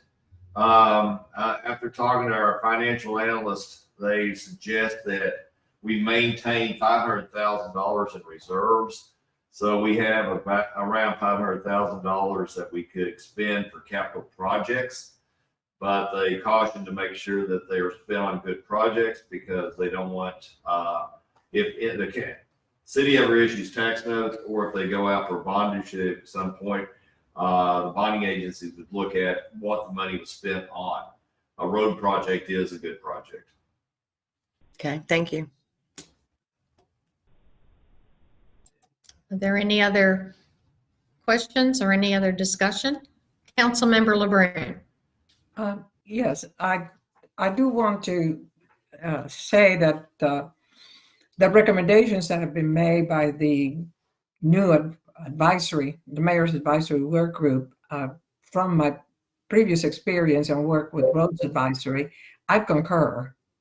And I think that, I think that we should take them and give them serious consideration. I'm also in support of the Cypress Point project. This is outside of their recommendation because I have had concerns with that neighborhood for a number of years when we have had the seems to be always Halloween. We had the Halloween rains in 2013, the Halloween rains in 2015, and I am very concerned about it getting to a point that that neighborhood would be isolated and unable to access essential services or emergency personnel. That is something that we have a responsibility for as elected officials in this city. And if you can get a private contractor, and this is just, if you bear with me, a personal observation, my daughter works with a company that has some of the largest contracts for infrastructure across the world. And what you're seeing, not just in the United States, is that there are cities and counties and states are using COVID and people not going to work, staying at home for their construction projects. So that's hurting us as a small buyer. And I hope that we can find someone that can do the work for a reasonable amount of money. Great. Brenton, is there anything else that on that item? No, ma'am.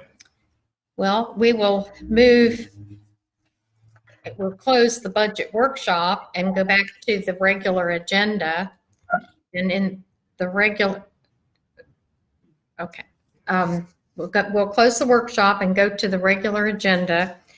And item 9, discussion and vote on the proposed tax rate. Do you want to present? Yes, I would like to present, and that the staff is requesting that they be directed to calculate the rate based on the special taxing unit rate because of the disaster, and to set the tax rate at 0.2231. And that will, as you know, that is the maximum that you could then set the tax rate at the later date. You can always go down. So we are suggesting the 0.2231, which is the voter approval M&O rate. So I'll ask if we have a motion on the matter.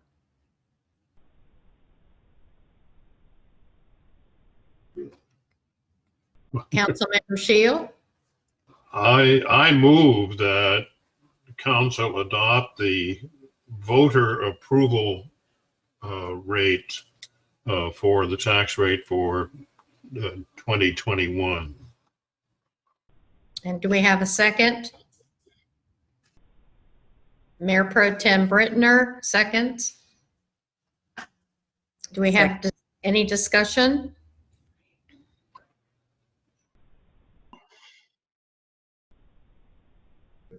Councilmember Pulley? Yeah, are we raising taxes under this? This is the proposed rate that will be published in the paper. The actual tax rate will not be adopted until now we have it as a September 16th special meeting. I'm not sure what that means. I mean, if I'm walking around and someone asks me if we raised taxes, have we raised taxes? No. We have actually, the levy has gone down from 2235 to 2231. What does that mean? Well, and as I show on the one sheet that was issued, that with at the 2231 on $100,000, that means a person's tax, they would be paying $7.90 more per year. So we're talking at this rate on 100,000. If you have a $300,000 home, you would be paying $24 more per year. Okay. Is there any other discussion? We'll call the question. All those in favor? We'll call a voice vote. Mayor Pro Tem Brittner, Yes. Councilmember LeBrun, Yes.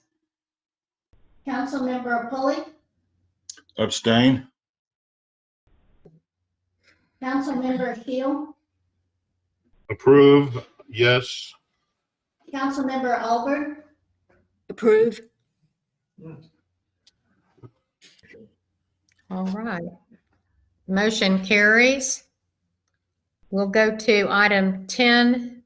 Consider and take appropriate action on setting a date and a time for a public hearing on the proposed tax rate. So Brenton, do you Yes, have a staff proposed? would recommend that the hearing be set for September 9th. That would allow enough time for the publication at 2 p.m. All right, so do we take a vote on this? Yes. All right, so do I have a motion on this matter, please? To set the date and the time for the public hearing on the proposed tax rate for September the 9th at 2 p.m. Councilmember LeBrun?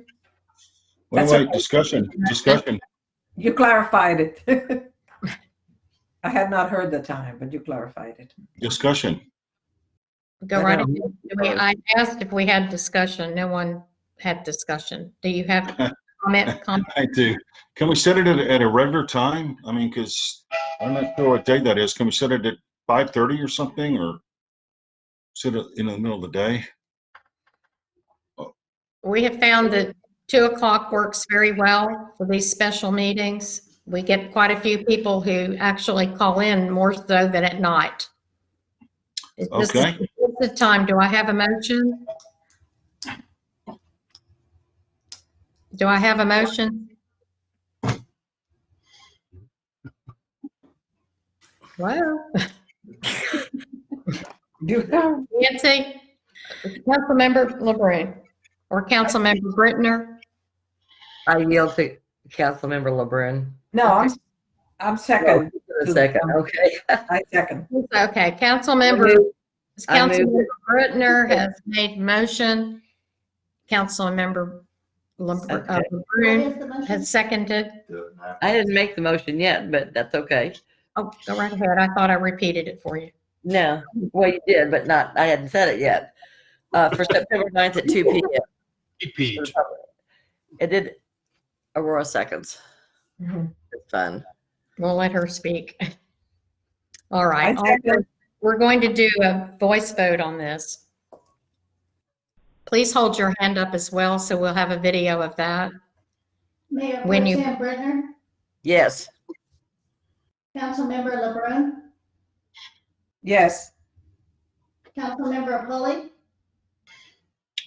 No, we need to set this when people can participate. It's not fair. Councilmember Shield, But who?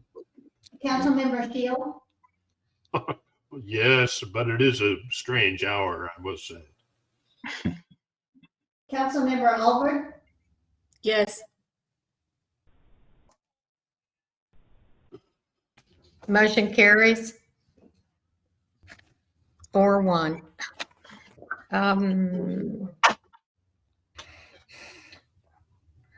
So let's do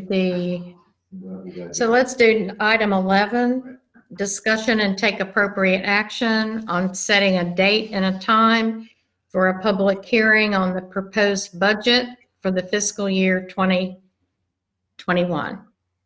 Again, staff would recommend that the public hearing be set for September 9th and to follow immediately after the hearing of the tax rate. Do I have a motion? Mayor Pro Tem Brittner, I so move. do I have a second? Councilmember Alvord, seconds.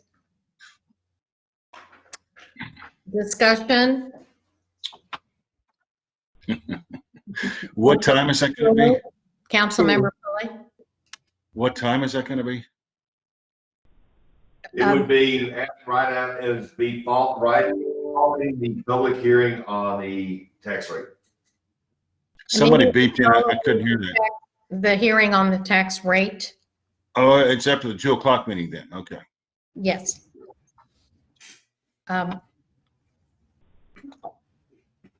Secretary will call the roll call vote. Mayor Pro Tem Brenner, Yes. Councilmember LeBrun, Yes.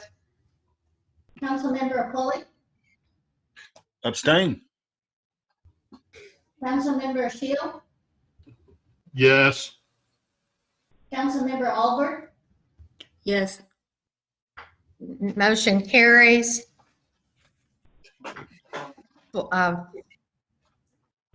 Four, four and one abstain. yes, Okay. one. Right. So we will go to item Okay. 12, the consider and take appropriate action on an ordinance calling and ordering the general election for the purpose of electing 3 at-large council member positions for 2-year terms and calling and ordering a special election for purposes of electing 1 at-large council member position for a 1-year unexpired term to be held on November 3rd, 2020. And do you have a recommendation? Well, basically, it is state law. It is the That November. the council has to call the election. Okay, so You have an ordinance before you for consideration. okay, so we have an ordinance before you for consideration of a mandatory call for the election. So I need a motion, please. So moved. Second. Okay, so Councilmember Pulley moves. Councilmember Brittner seconds. Is there any discussion? Call the roll for the vote. Mayor Pro Tem Brittner, Yes. Councilmember LeBrun, Yes. Councilmember Pulley, Aye. Councilmember Shield, Yes. Councilmember Albert, Yes.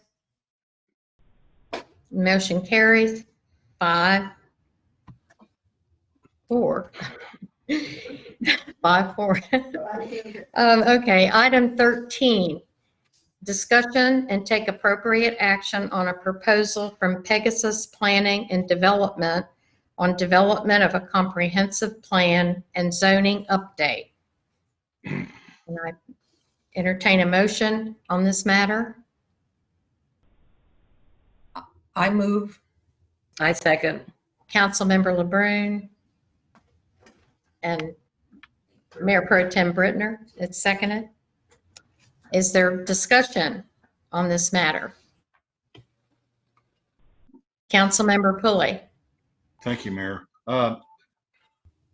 Why are we doing this? I mean, we're pretty much a residential golf course community. Why do we need a comprehensive plan zoning update? I mean, we're zoned pretty much residential, right? And it's how much? $55,000. So why are we doing this? I mean, I'm in favor of it, I guess. I just don't know why we're doing it. And we have the 2020 vision, the 2030 vision statement or whatever. So what is this for? Councilmember Pulley, as you just stated, that these were vision plans that have been presented to the city council for adoption.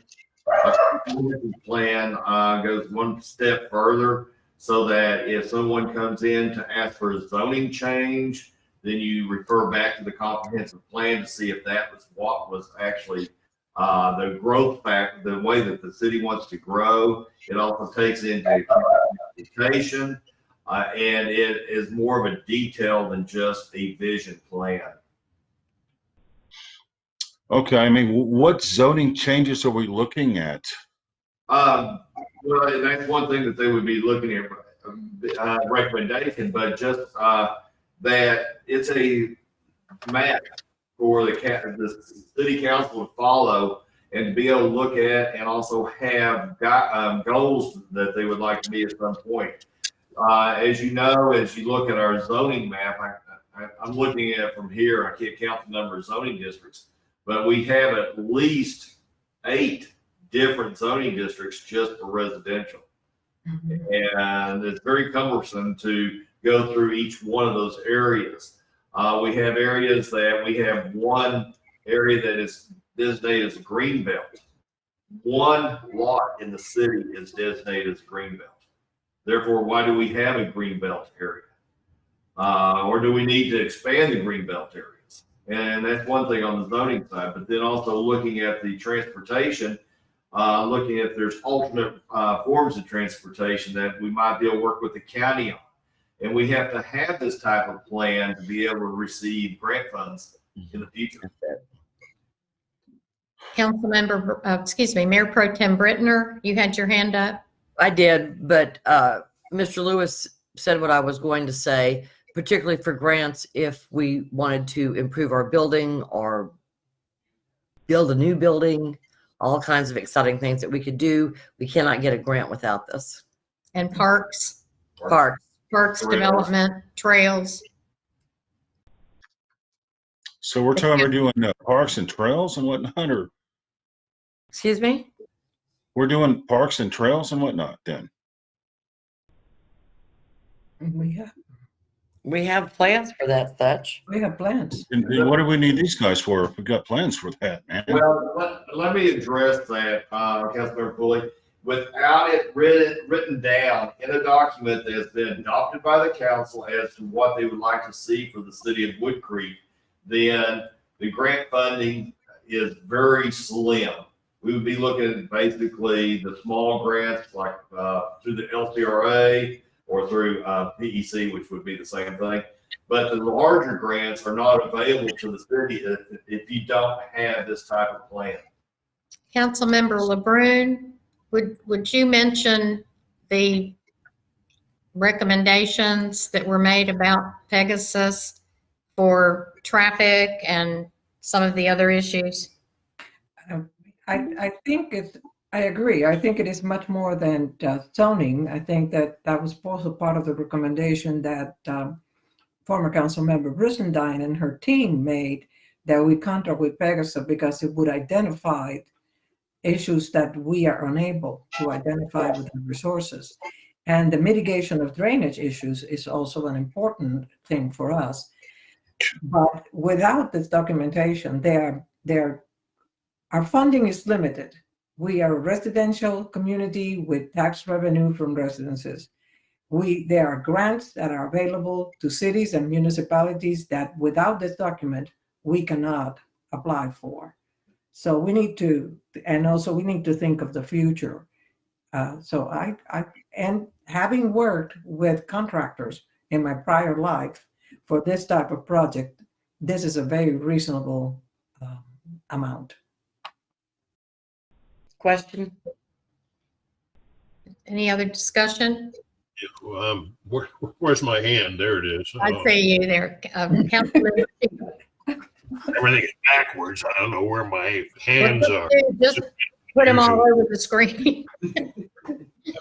One of the things that has happened with the now 2030 plan is that it sort of got, I don't know, handed around, and the final form of that plan doesn't really take us where we need to go.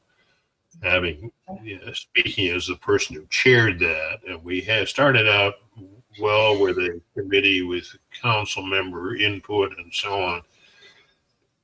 And then it got transferred to our consulting engineers who designed the Brook Hollow project. They also did some strategic planning stuff, and so they took it over, and there was a personnel change there, and it got lost, and then it got taken over by another group for final writing, and it just didn't come out very well, frankly. And I've spent a lot of my career helping people develop strategic plans, long-range plans. I don't usually call them long-range plans because it makes people think there's something they're going to do in the long range rather than something they're going to do now for the long range. But anyway, so the plan as a 2030 plan really isn't a very good document. It isn't going to get us where we as a city need to go. This company, I read through their proposal very carefully, and I think they will, in fact, bring our city along in a a major kind of step. Mhm. I really support this. Agreed. Can I just ask a question real quick, Bill? Sure. I mean, do you think this is good for us, man? I mean, you know how I feel about trying to take care of this community so we don't turn into a big silly suburb, try to maintain our character. I mean, do you think this is a step in the right direction or not? I do. I think it is, how should I say, this is having professionals write up a plan for us. As you heard,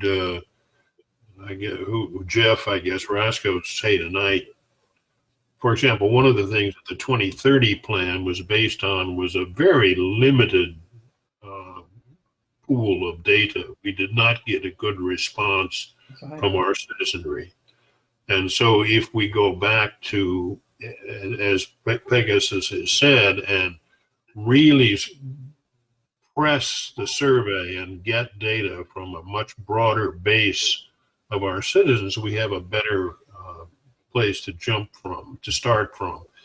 And I do think that their methodology seems much more solid than our own when we did the 2030 plan. And I think it's like, hey, this is a professional plan as opposed to something put together by amateurs. Mhm. So we'll Okay. move on and call the question. So Mayor Pro Tem Britner, we're calling the vote. Raise your hand. Wake And up, Nancy. Mhm. okay. When you vote. You can't have two votes, Brent.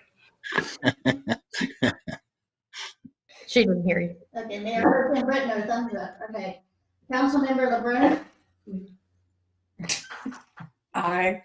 thank you. Councilmember Pulley, Abstain. Yeah. Stuck on Councilmember Shield, aye. Councilmember Vicky Albert, Yes. Okay. Motion carries. And I believe that unless there is any other business, that there being no further business, we are in adjournment. Thank I have you. one thing to say real quickly. Can you hear me, Bill? Yes. You look really on camera, man. You ought to be in movies or something. Great. Well, thank you. We'll work on that in my next career. Do I need a Well, motion? help me too. I adjourn. Are we adjourned? That's it?